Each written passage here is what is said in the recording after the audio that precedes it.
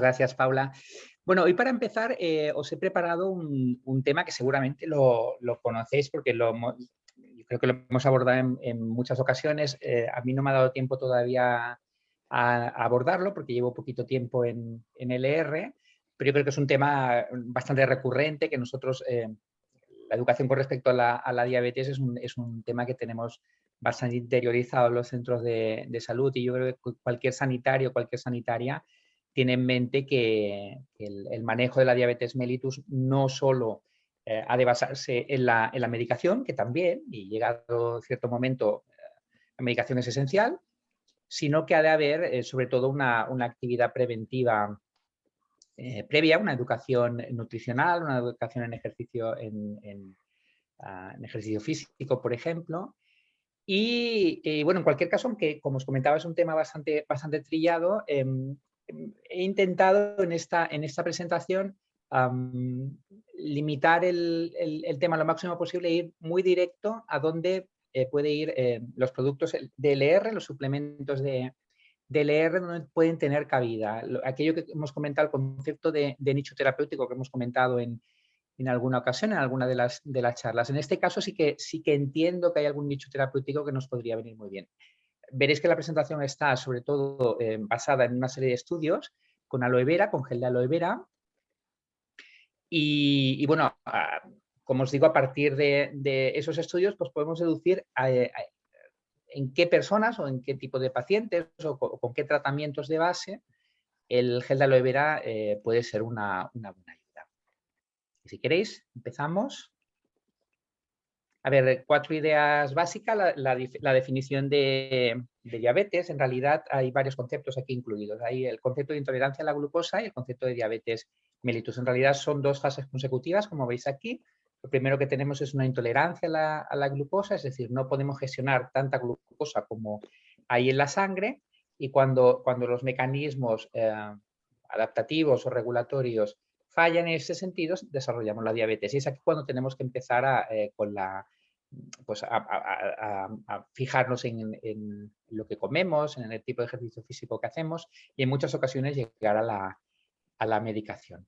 En cualquier caso, la intolerancia a la glucosa y la diabetes mellitus son dos fases consecutivas, como veis aquí, que refieren un problema a la hora de que la insulina realice su función. ¿Cuál es la función de la insulina? Pues hacer que la glucosa, que es la moneda de cambio de la energía, entre dentro de la célula. Es decir, la glucosa solo tiene sentido como fuente de energía si entra a la célula, y dentro de la célula se realizan una serie de mecanismos que en alguna ocasión hemos revisado muy por encima, que permitan obtener de la glucosa el tal manido ATP, que sería la fuente de energía. Vale, pues la función de la insulina, la función principal de la insulina es hacer que esa glucosa de la que sí que disponemos y que está en la sangre entre dentro de la célula para que pueda hacer su función. Sería un poco la llave. La insulina es la llave que permite a la glucosa entrar en la célula. El segundo concepto, fundamentalmente es las causas se pueden repartir bien, grosso modo, muy grosso modo, porque luego tenemos diferentes condicionantes que pueden hacer que la glucosa acabe entrando en la célula o no. Pero en cualquier caso, en lo que se refiere a la función de la insulina para que haga entrar la glucosa dentro de la célula, una de dos. O tenemos un problema a nivel de la célula, es decir, la célula no permite en cierta manera o dificulta la función de la insulina para hacer entrar la glucosa, es el concepto de resistencia a la insulina, fundamentalmente es lo que existe en la diabetes tipo 2, o bien la insulina es insuficiente, o porque no se produce adecuadamente, o porque está deformada, o porque no tiene la estructura proteica adecuada para hacer su función.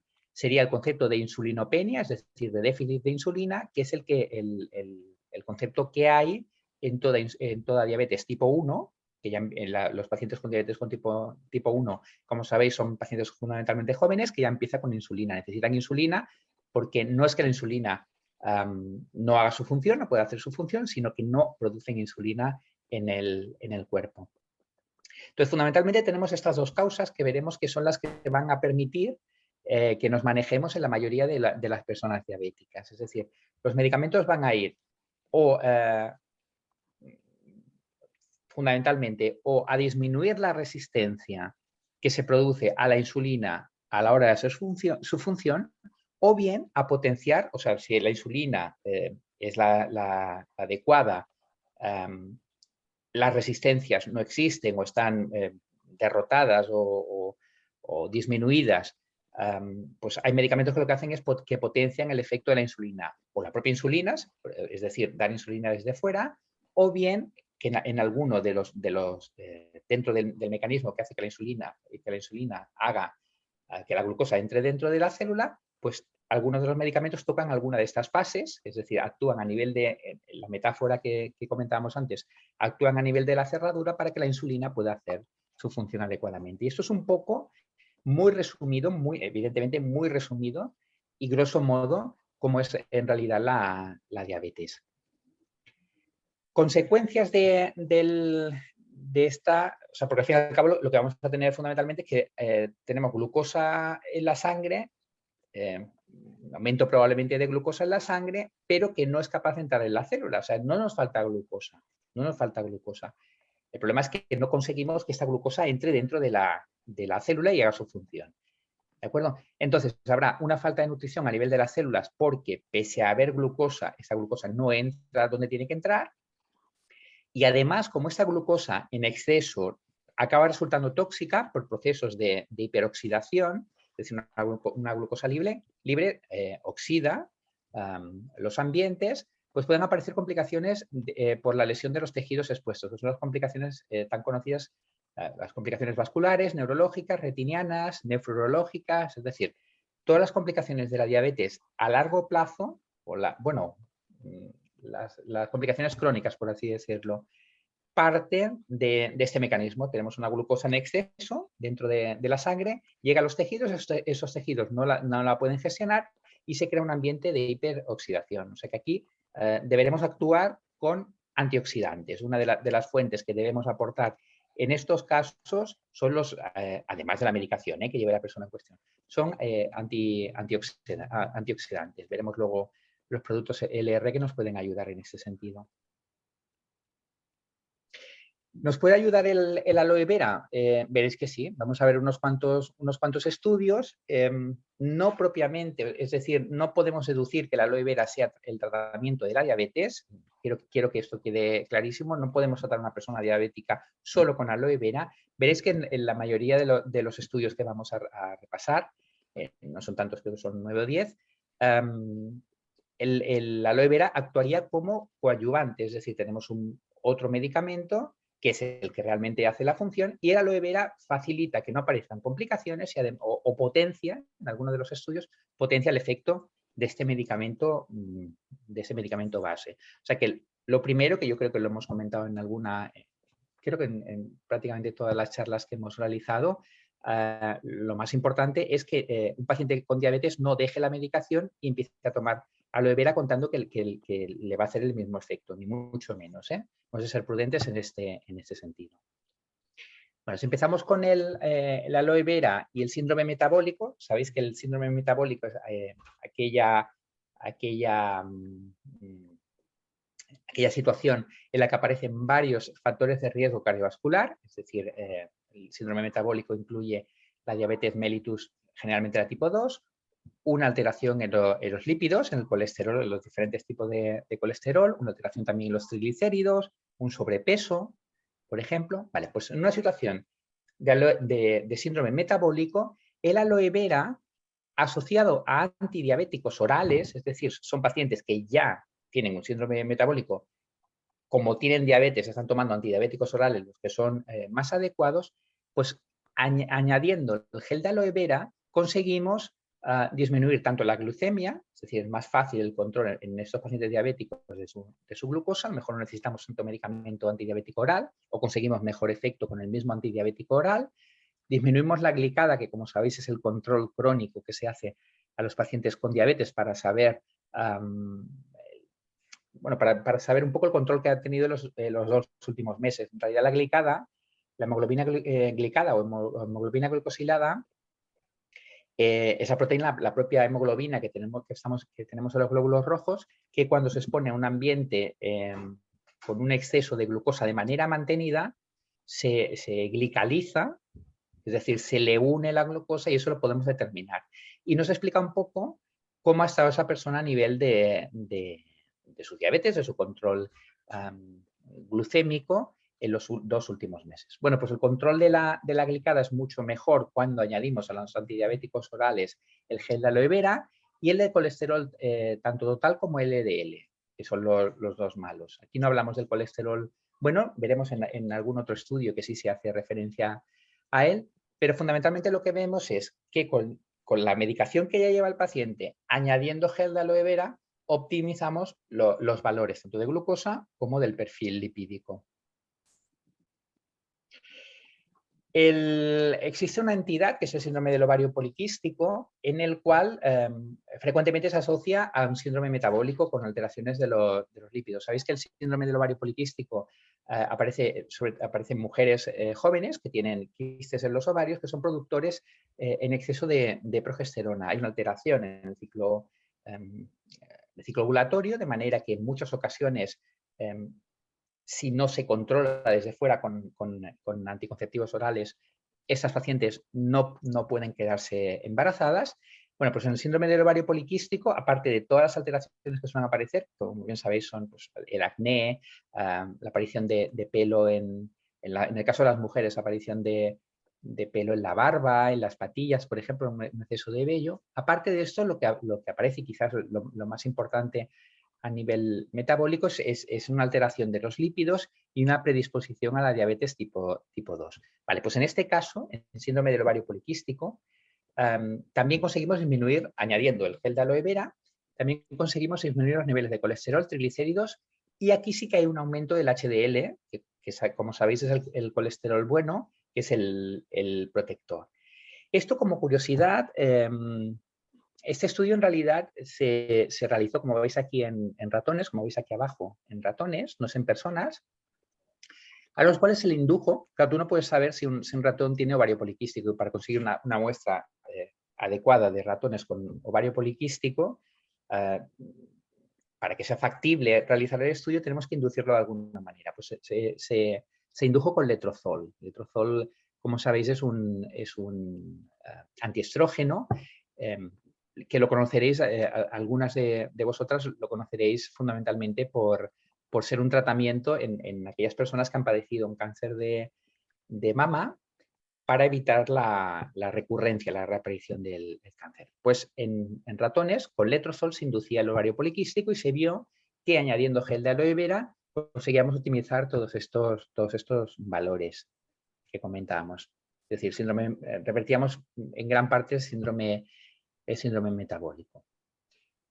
En este estudio en ratones, realizado también en ratones, se constató una disminución importante de la grasa subcutánea visceral, probablemente secundaria al gasto energético inducido por el consumo de gel de aloe vera. Y sabéis que cuando disminuye la grasa subcutánea y visceral, el metabolismo en cierta manera se acelera, es decir, es muchísimo más fácil controlar los lípidos, mucho más fácil controlar la glucosa, se asocia a un aumento de como veis aquí, de la tolerancia oral a la glucosa, es decir, disminuimos la resistencia a la intolerancia a la glucosa, la resistencia a la insulina, y puede comportar una pérdida de grasa corporal. Sí, vemos en cualquier caso que el gel de aloe vera claramente está asociado a una disminución del riesgo cardiovascular a largo plazo, sea asociado directamente a diabetes, como vemos en estos casos, o simplemente por la reposición del equilibrio normal de los lípidos, de las grasas lipídicas.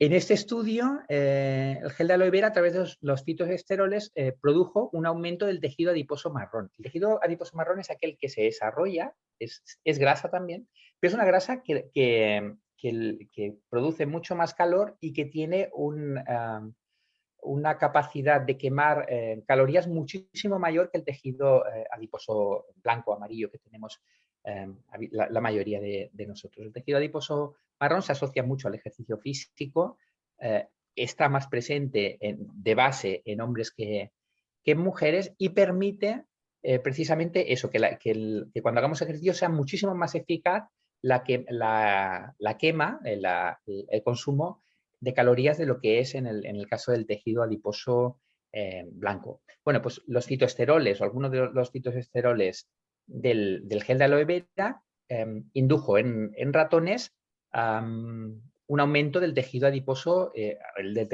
marrón. Por lo tanto, una predisposición, una facilidad para perder peso con la misma cantidad con la misma ingesta calórica y si lo asociamos a ejercicio físico, pues vamos a perder muchísimo más peso que en personas que no tienen este aumento del tejido adiposo marrón. En el caso específicamente de la diabetes, hay un estudio científico realizado con la Asociación de Principios Activos Naturales. En este caso se utilizó un producto a partir de varios suplementos alimenticios, aceite de germen de trigo por una parte, zumo de cilantro por otra y gel de aloe vera en esta proporción, 1, 2, 2, y se vio que en ratones a los que se les había inducido experimentalmente una diabetes, evidentemente tipo 2, no se destruyó todo el páncreas ni toda la capacidad de producir insulina. Se generó cierta resistencia, es decir, cierta disminución relativa de la insulina con respecto a las necesidades que tenían estos ratones, y eso se indujo de manera artificial. Bueno, pues la asociación de estos principios activos naturales, de estos 3 productos a la vez, consiguió revertir en cierta manera esa diabetes generada de manera artificial, por así decirlo. Es decir, que permite en pacientes, de esto podemos deducir, evidentemente, si extraemos el resultado en ratones y lo extraemos a personas, o deducimos que funciona de la misma manera en personas que empiezan con diabetes, que empiezan sobre todo a generar resistencia, no en diabetes tipo 1, donde falta insulina, esto va por otro lado, aquí necesitamos insulina sí o sí, sino en personas que empiezan con la resistencia a la insulina, en aquellas personas que acaban con su metformina, por ejemplo, pues el gel de aloe vera puede enlentecer o retrasar el momento en el que necesitemos medicación, que es un compuesto que puede venir bien. Yo aquí veo un nicho terapéutico, como os comentaba, sobre todo en pacientes con sobrepeso, en pacientes que tengan controles, que tonteen con el azúcar, que no tengan criterios de diabetes, es decir, que no estén diagnosticados de diabetes, que sigan con su glucemia 110, 114, 120. Sabéis que a partir de 126, 2 resultados por encima de 126 es el diagnóstico de diabetes, pues eso, 110, 115, 120, por ejemplo, que tengan cierto sobrepeso, el gel de aloe vera sería una buena medida para retrasar un inicio, un debut de la diabetes, por ejemplo. También ha demostrado el gel de aloe vera en diversos estudios científicos su eficacia a la hora de disminuir la glucemia gracias a su contenido en glucomanano y en fibra hidrosoluble. Bueno, esto es fácil de deducir. En este caso, lo único que estamos haciendo es disminuir la cantidad de glucosa que se absorbe, es decir, el cuerpo, cuando tú introduces una cantidad de alimento concreta, intenta regular esa ingesta mediante el mecanismo del hambre. Si tú das fibra, es decir, das algo que ocupe espacio dentro del estómago, que engañe al cerebro y le haga creer que has comido más de la cuenta, pero que eso no genere calorías, conseguimos saciar en cierta manera el organismo y hacer que comamos menos. Y por ende, como estamos metiendo menos calorías, menos alimentos digeribles, por así decirlo, los niveles de glucosa también van a bajar. Entonces, el aloe vera, como bien sabéis, en tanto en cuanto contiene glucomanano, es rico en fibra hidrosoluble y por lo tanto también puede ayudar a disminuir la glucemia. No es quizás el mecanismo más potente en ese sentido, es decir, si basamos la ingesta del aloe vera en su contenido en fibra y pretendemos que simplemente con eso podamos regular la glucemia, seguramente nos vamos a quedar cortos. Pero bueno, es un mecanismo a sumar a todos los demás y que siempre va bien. Sabéis que la aloe vera, además, en personas que no van regularmente al baño, pues también nos puede ayudar en ese sentido, ¿no? Pero bueno, a nivel metabólico, que sepáis que también por su efecto fibra, por el glucomanano, pues puede ser un instrumento muy interesante también. Y como veíamos antes, algunos de los fitoesteroles del gel de aloe vera, en este caso el beta-sitosterol, el captosterol y el estigmasterol, consigue disminuir la glucemia en ratones diabéticos. Pero consiguen disminuir la glucemia en ratones diabéticos, pero no en ratones sanos. Es decir, en aquellos ratones en los que el mecanismo insulina, célula, es decir, la insulina consigue que la glucosa entre dentro de la célula de manera adecuada, los fitoesteroles no tienen efecto porque no suplen de ninguna manera. Ahí se prioriza la función, la insulina llega a la célula, hace como de llave, permite que entre la glucosa y se genera el metabolismo normal.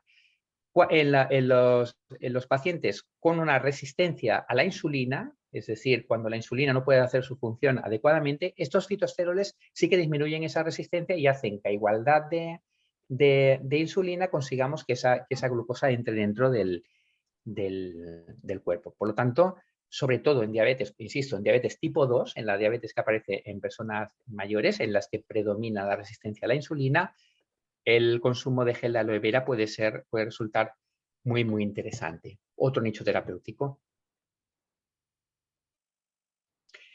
Y en fase bueno, eso redunda un poquito en lo que hemos ido comentando, ¿no? Hablamos de fase de prediabetes en aquellos pacientes en los que no se han cumplido los criterios de diabetes, es decir, no hemos tenido una glucemia en ayuno por encima de 140 o una glucemia en ayuno o sin ayuno por encima de 200 o dos niveles en ayuno por encima de 126, que serían los criterios diagnósticos de diabetes. Pero es aquella persona que ya empieza a tontear, es decir, los triglicéridos están un poco altitos, la glucosa pues está en 120, bien no llega a 126, pero o alguna vez ha pasado a 126, pero ha pasado solo una vez. Bueno, pues eso sería una fase de prediabetes. Aquí resulta muy interesante que a nivel nutricional y a nivel de suplementos pongamos toda la carne en el asador para intentar evitar que se desarrolle a posteriori una diabetes como tal.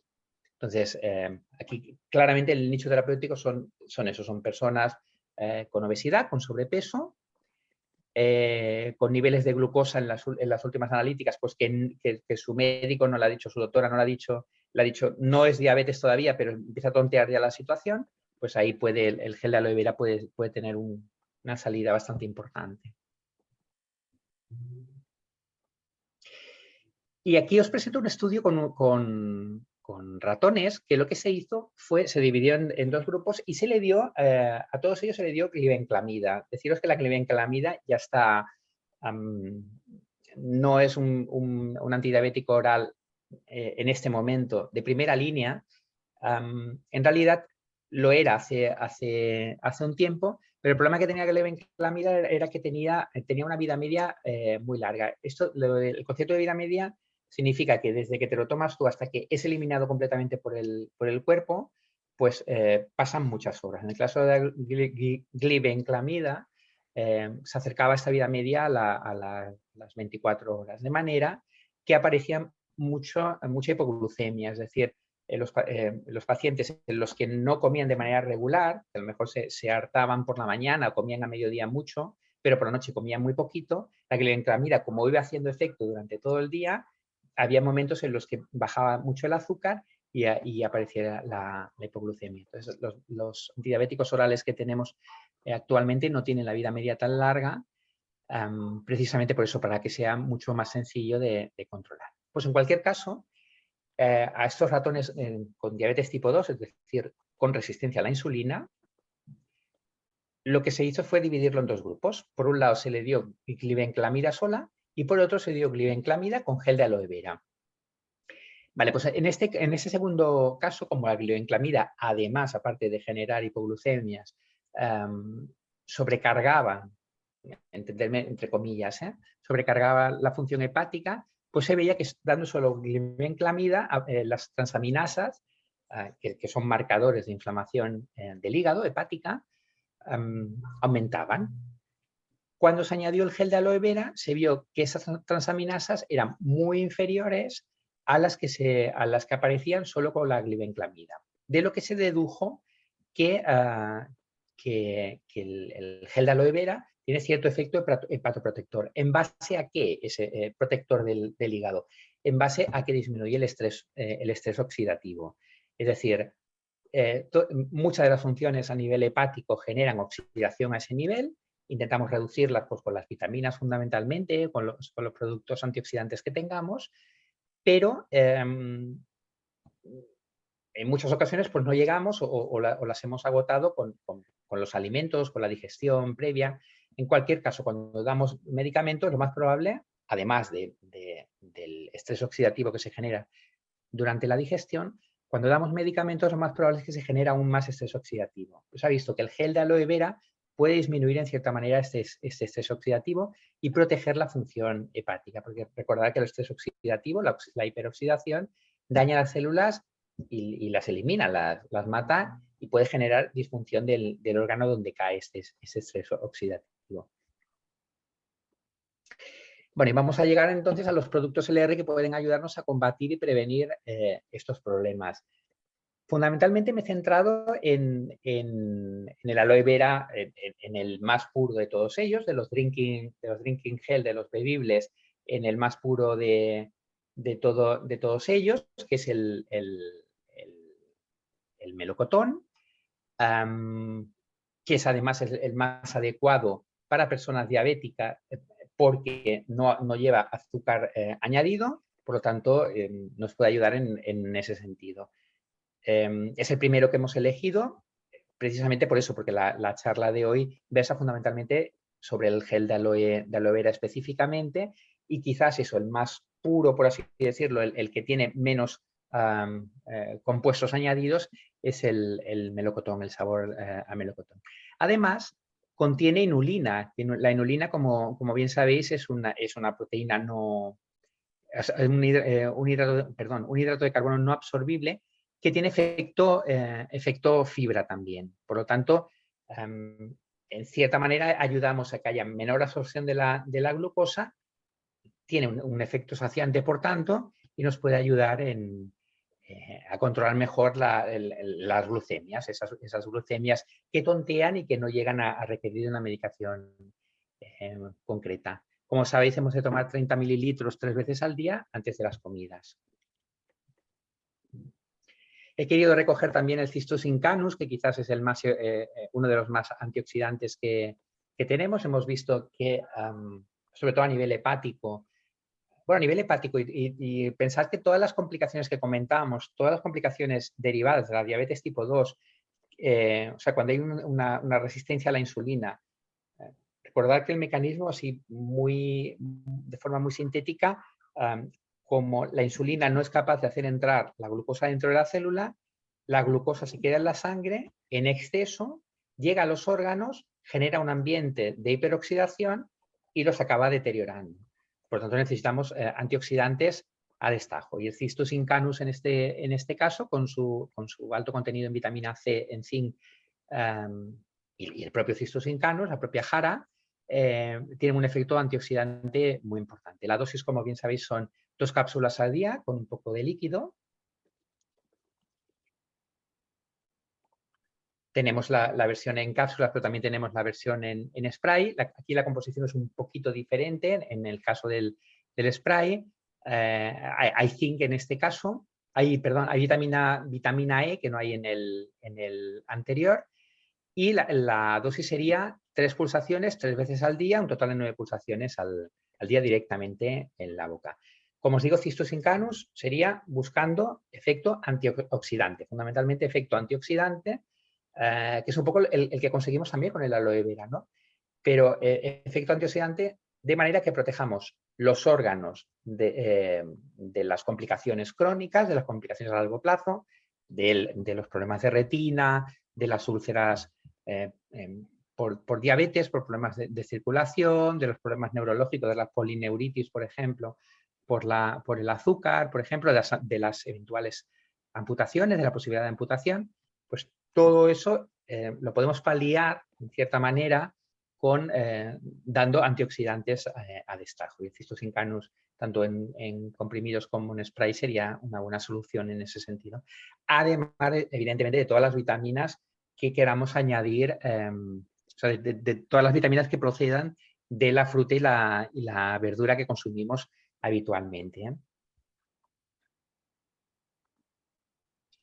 Tenemos el Fiber Boost. En esencia, lo que estamos dando con el Fiber Boost es fibra, fundamentalmente. Por lo tanto, estamos haciendo un efecto similar al que obteníamos con el glucomanano de la aloe vera. Es decir, vamos a generar un efecto saciante, vamos a consumir menos cantidad de alimentos y vamos a hacer que se absorban menos cantidad también. Yo creo que es un buen, sobre todo en pacientes con sobrepeso, en personas con sobrepeso, que suelen ser muchos de los pacientes con diabetes tipo 2 tienen sobrepeso, la fibra nos puede venir muy bien. También pensad una cosa, en el caso de las diabetes muy evolucionadas, precisamente por la neuropatía, es decir, por la afectación de los nervios, por el exceso de glucosa a nivel circulante, pueden aparecer lo que se llaman neuropatías vegetativas o neuropatías a nivel de los órganos, es decir, que puede aparecer un estreñimiento porque haya menos inervación o una inervación menos potente a nivel digestivo y se puede generar un estreñimiento por defecto. Por tanto, en estos casos el Fiber Boost podría ser una buena solución, una buena ayuda. Y como sabéis, la dosis en este caso son 7 gramos de producto por cada 200 mililitros de agua o de leche baja en grasa y sin lactosa, y se puede aplicar una vez al día. Se puede dar más, se puede dar, como bien sabéis, la dosis necesaria, la dosis necesaria no, la dosis conveniente, la dosis que recomiendan los nutricionistas, ronda entre los 30 a 35 gramos de fibra al día. Pero hemos de vigilar sobre todo con los efectos secundarios, porque si lo damos muy de golpe, podemos generar, incluso por, entre comillas, atrancamientos, es decir, estreñimientos importantes porque queda impactada esa fibra. O sea que sobre todo con la fibra, hemos de ir con cuidado, empezar con dosis bajitas, ver si con esas dosis quedamos regulados o no, y si no es así podemos ir aumentando, pero siempre progresivamente, no meter mucha cantidad de golpe porque se puede generar ese problema de estreñimiento. Tenemos también el Pro12. Bueno, en el Pro12, yo en este caso no lo... Bueno, hay otros temas en el que es evidente que la microbiota tiene un efecto bastante inmediato, se sabe claramente cuál es su efecto. En el caso de la diabetes no es tan evidente, no es tan directo, pero yo os diría que de base, si os lo podéis permitir, intentéis regular vuestra microbiota, porque a nivel metabólico es esencial. Es decir, sabéis, lo comentábamos también en alguna de las charlas anteriores, que si la microbiota no es la adecuada, se genera un proceso, una inflamación crónica de bajo grado, de bajo nivel, que es un proceso inflamatorio que puede acabar generando arteriosclerosis y, por lo tanto, infartos, trombosis y enfermedad cardiovascular. Yo reequilibrar la microbiota lo considero esencial. También en el tema cardiovascular, pero bueno, ya os digo, es uno de los productos que creo que tendría que estar en la cabecera en todas las cocinas de todas las personas. Porque una microbiota sana, quizás hasta este momento pues sabemos lo que sabemos de la microbiota, no sabemos demasiada, vamos sabiendo cada vez más cosas, ¿no? Pero no sabemos todavía demasiado, pero probablemente la microbiota justifique muchas de las enfermedades para las que no tenemos tratamiento y en un futuro yo entiendo que se hablará mucho de microbiota. En este caso, pues exactamente igual, si lo que queremos es prevenir esa inflamación crónica de bajo grado y disminuir en cierta manera el riesgo cardiovascular, el Pro12 sería una ayuda espectacular. Ya sabéis, creo que ya he demostrado en alguna ocasión en las charlas que a mí es un producto que me tiene completamente seducido, que realmente lo recomiendo 100%, para esta patología y para cualquiera de las patologías, prácticamente para cualquiera de las patologías. El super omega, bueno, lo que tenemos es lo que comentábamos, es una inflamación crónica de bajo grado, y los ácidos grasos omega 3 lo que hacen, actúan fundamentalmente como antiinflamatorios. Por lo tanto, nos pueden venir muy bien. Además, sabéis que evidentemente los ácidos grasos omega 3, por su estructura poliinsaturada, lo que hace es disminuir, suplen de cierta manera los ácidos grasos saturados, que son los que aumentan el riesgo cardiovascular.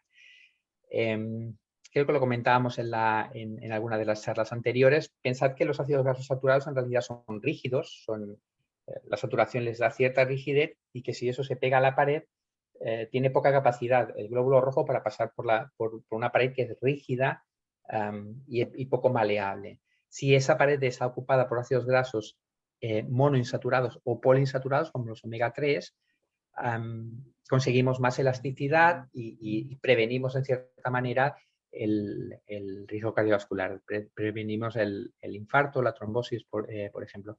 Por lo tanto, siempre que hablemos de riesgo cardiovascular, el superomega, los ácidos grasos omega 3, han de ser uno de los productos base. Sabéis que en autoenvío tenéis tanto el Cistus incanus como el Pro12 en este pack junto al colostrum.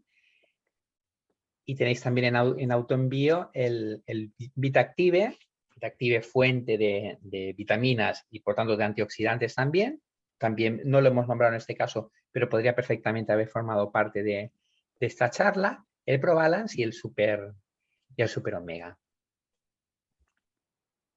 Y recordaros, insistir un poco más en la prudencia. En cualquier patología, insistir en la prudencia a la hora de llevar una alimentación saludable es esencial, ejercicio físico regular es esencial, pero seguir los controles habituales por parte de vuestro equipo sanitario. Es decir, no intentéis tratar alteraciones del metabolismo o enfermedades sin consultar con los sanitarios, con cualquiera de nosotros. Y como veis aquí abajo tenemos un enlace, esto no tiene nada que ver con la charla de hoy, pero quería aprovechar porque, en la próxima charla tengo pensado, si os parece bien, ya lo concretaremos, pero tenía pensado abordar la fibromialgia, que es una patología que vemos bastante frecuentemente y probablemente hablaremos de ella. Ese enlace que os he dejado aquí, aprovechando algunas de las consultas que me habéis hecho a través de las redes, he podido constatar que hay que tenéis muchos pacientes o muchos clientes con enfermedades reumatológicas, con enfermedades autoinmunes, con artritis reumatoide, con lupus, con espondilitis anquilosante, por ejemplo. Bueno, pues en este enlace que veis aquí es de una asociación reumatológica, que es la que tenemos nosotros de referencia aquí en Cataluña, y que en breve, el día 14, hará un curso que es gratuito para todos los socios de esta entidad. Me parece recordar que hacerse socio de esta entidad, no sé si son 30 euros al año o una cosa así. Pero en cualquier caso es un curso en el que se repasan todas las enfermedades reumatológicas, las que hemos comentado, artritis reumatoide, espondilitis, pero también fibromialgia, artrosis, por ejemplo. Se repasa desde el origen, desde el diagnóstico, a cómo tratarlo, cómo prevenirlo. Son cursos, me parece que son charlas de hora y media durante varios miércoles seguidos. Me parece que son 15 horas el curso completo. Y os la recomiendo por si queréis entrar, echarle un vistazo y aprender sobre estas enfermedades. He hablado con la persona que lo lleva, le he preguntado si se hacía, como se realiza aquí en Cataluña, si se hacía en catalán, y me ha comentado que no, que tienen muchos pacientes que están asociados a esta entidad en el resto de España, que hacen el curso en castellano. Si os apetece, es un recurso que puede ir bien. Si acaso lo recordaremos la próxima charla. Creo que comienzan, tenéis el enlace aquí por si queréis entrar, creo que comienzan el día 14, la semana que viene, y bueno, cualquier duda que tengáis, pues la podéis comentar con ellos o me la podéis comentar a mí directamente. Creo que ya es ya es la última diapositiva. No sé si tenéis alguna pregunta. Por aquí un par. Hola Paco, quería contar una pregunta de Antonia Aguilar Sáez. Hola Paco, quería contar una experiencia. Mi marido fue diagnosticado diabético tipo 2 hace 2 años y empezó con insulina ya que estaba a 437 de azúcar. Empezó a tomar aloe melocotón y una cápsula de reishi al día y en 6 meses le pasaron de insulina a pastillas de metformina y después de 2 meses más que seguía haciendo bajadas de azúcar, su médico le quitó toda la medicación, está totalmente controlado con buena alimentación, aloe melocotón y reishi y súper contentos. Bueno, convendría evidentemente conocer toda la historia de principio a fin, porque puede ser perfectamente una diabetes inducida por cortisona, por ejemplo, o por medicación, porque generalmente cuando hay una resistencia a la insulina, cuando aparecen niveles de azúcar tan altos, ya suele haber una insulinopenia, o sea, es decir, una cantidad de insulina menor de lo normal, y ya suele ser, y una vez que empezamos con las medicaciones, suele ser complicado retirarlo. Pero bueno, podría ser perfectamente, pues eso, un aumento de la glucosa secundario a alguna característica concreta, y a la que desapareció esa característica o a la que lo regulamos con lo que comentáis aquí, pues se reguló. Muchas gracias por la aportación. La verdad es que es un caso interesante y que sería interesante conocerlo directamente. Y Santana Danji nos comenta, lo de la fibromialgia me parece genial porque tengo mucha gente con esa sintomatología. La idea, estoy acabando de preparar la charla, intentaremos, si os parece, si Paula me da el visto bueno y si os parece, intentaremos, aparte de hablar sobre la fibromialgia en sí y sobre los productos que podemos dar, a ver si puedo averiguar pues asociaciones que nos puedan echar una mano con respecto a todo eso, asociaciones a las que podáis dirigiros, que sean gratuitas o semigratuitas, como esta que os he comentado, como la Liga Reumatológica, a la que podáis dirigiros y que os oriente también un poquito en cuanto al tipo de ejercicio físico que se puede hacer, de nutrición, que se puede hacer, lo que se puede comer y lo que deberíamos evitar. Y bueno, si os parece, haremos un poquito un compendio de todo esta parte de nutrición y suplementos alimenticios. Hablaremos un poquillo, intentaré averiguar cosillas y os las pasaré. Y Santana Danji también nos comenta, hola Paco, yo tengo diabetes tipo 2 y mi abuelo también tenía diabetes. Actualmente estoy tomando Janumé, sitaglitina y metformina. Y bueno, mi preocupación es si puedo pasar a una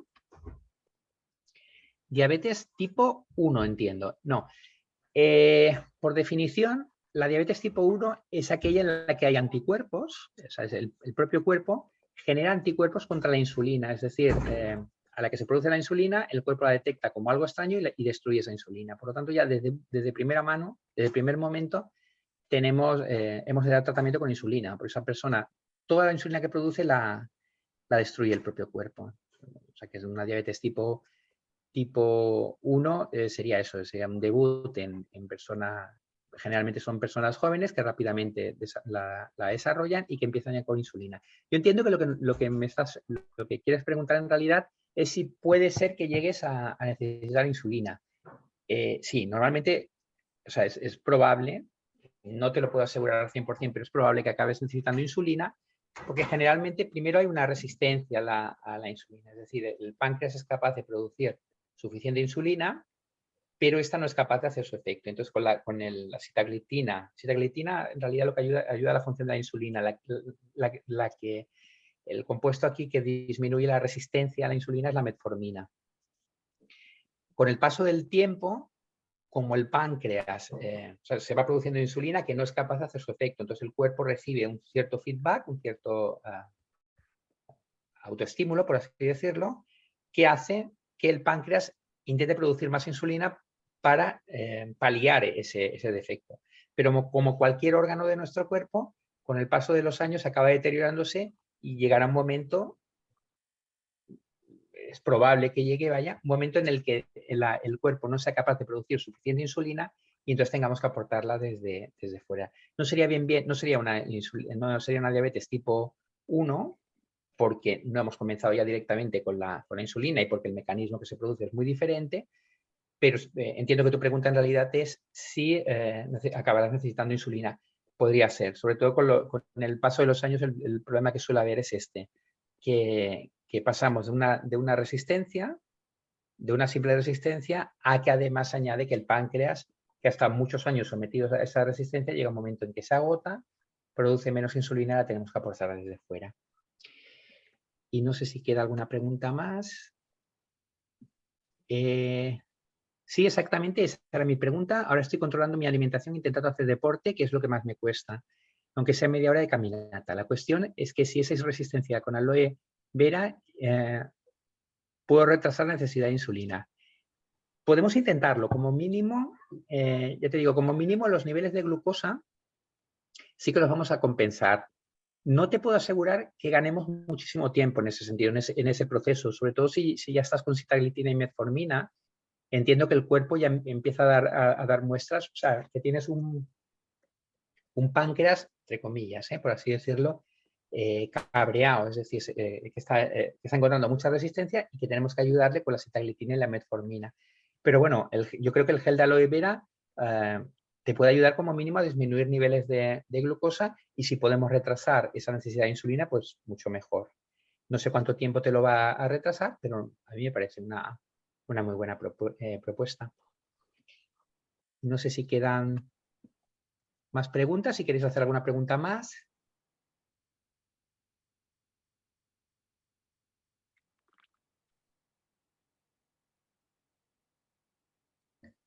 Creo que hay una aquí abajo. El reishi. El reishi bueno, con el reishi lo que yo aquí el reishi no lo veo tan indicado. Por el contenido en vitamina C, nos va a hacer efecto antioxidante. O sea que eso nos puede venir bien. El reishi fundamentalmente yo lo concibo como más inmunoestimulante, es decir, para potenciar la inmunidad con respecto a infecciones. En el mecanismo de la diabetes no lo acabo de encajar. Lo encajaría un poquito el reishi, sobre todo eso, por su contenido en vitamina C, con el efecto antioxidante y protector de los órganos a largo plazo. O sea, en tu caso puede venirnos bien en ese sentido. Lo que pasa es que quizás más que el reishi, yo me iría más quizás al Vitactive, por ejemplo, me iría más por esa razón, porque nos iríamos ya más o al Cistus incanus, por ejemplo, que tienen más antioxidantes y no tienen ese efecto inmunoestimulante, y nos centramos más en la función. Yo me iría más eso, a un efecto antioxidante que no inmunoestimulante como es el reishi.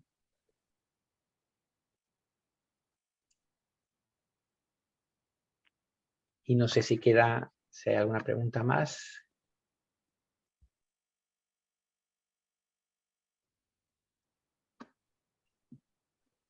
Gracias a ti, gracias a ti, Santana.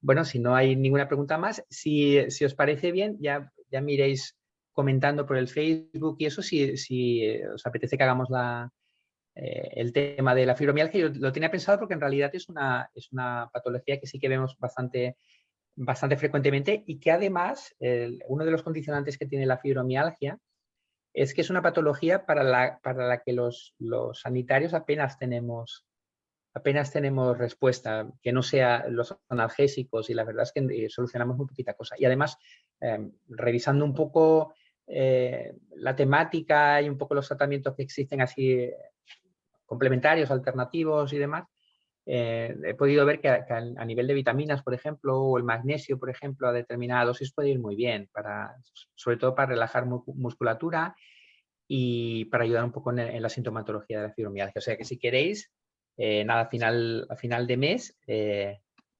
hacemos una charla con respecto a fibromialgia. Y por diabetes tengo gran sequedad en la piel del pie. ¿Qué recomendación tópica me indicarías? Gel de aloe vera. Gel de aloe vera tópico en crema, cualquiera de sus, cuanto más puro mejor. En realidad, la sequedad como tal no sería puramente una complicación de la diabetes, porque no nos afecta, o sea, la piel no está sometida a un entorno de exceso de glucosa, por así decirlo. O sea, no sería una de las complicaciones crónicas como sí que son la afectación del riñón, la afectación incluso cerebral, la afectación neurológica, la afectación de la retina, Yo, gran cantidad de hidratación y cualquiera de los geles tópicos, de los geles de aloe vera tópicos pueden venir muy bien.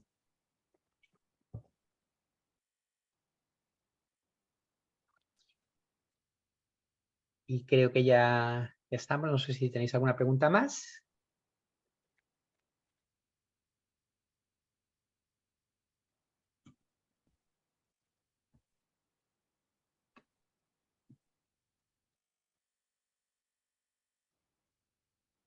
Vale, pues lo dejamos entonces por hoy, por esta tarde.